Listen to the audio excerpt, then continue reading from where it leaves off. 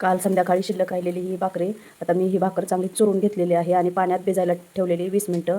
आता ही मी परतून घेणार आहे. याच्यामध्ये कांदा, टोमॅटो आणि मिरची टाकून, कोथिंबीर टाकून आता ही परतून घेणार आहे. याच्यामध्ये टाकणार आहे जिरे.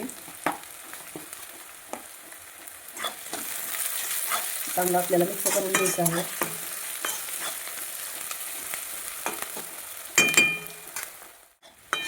कांदा इथं चांगला भाजून घेतलेला आहे मी.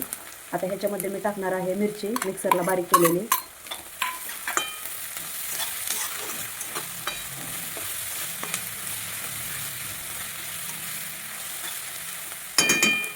आता 5 मिनिटं आपल्याला हे चांगलं ह्याला परतून घ्यायचं आहे तेलामध्ये. हिरवी मिरची,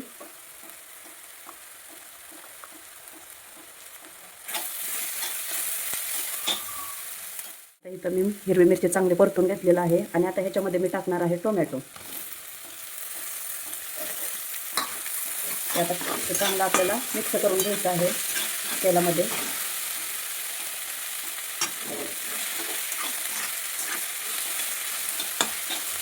आता ह्याच्यामध्ये मी आणखीन तेल थोडंसं टाकणार आहे. आता ह्याच्यामध्ये तेल कमी असल्यामुळे मी आणखीन थोडंसं आता ह्याच्यामध्ये तेल टाकून घेतलेलं आहे.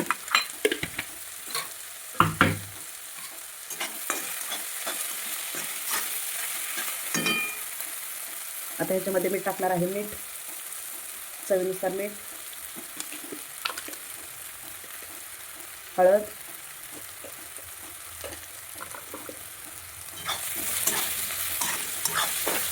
आता आपल्याला त्याच्यामध्ये आता हे टाकायचं आहे.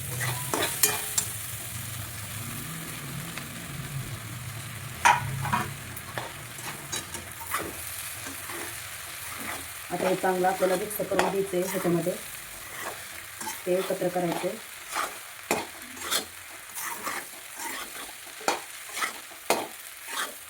खूप छान रेसिपी आहे, तुम्ही पण नक्की ट्राय करून बघा आणि खायला पण खूप छान लागते.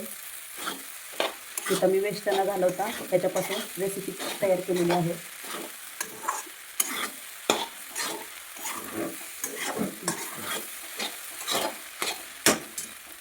आता हे आपल्याला ताट झाकून ठेवायचं आहे मीडियम गॅसवर.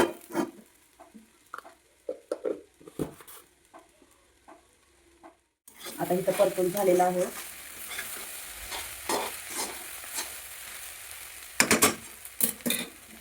आता मी गॅस बंद करत आहे. मस्त रेसिपी आहे ही आणि करायला पण सोपी आहे.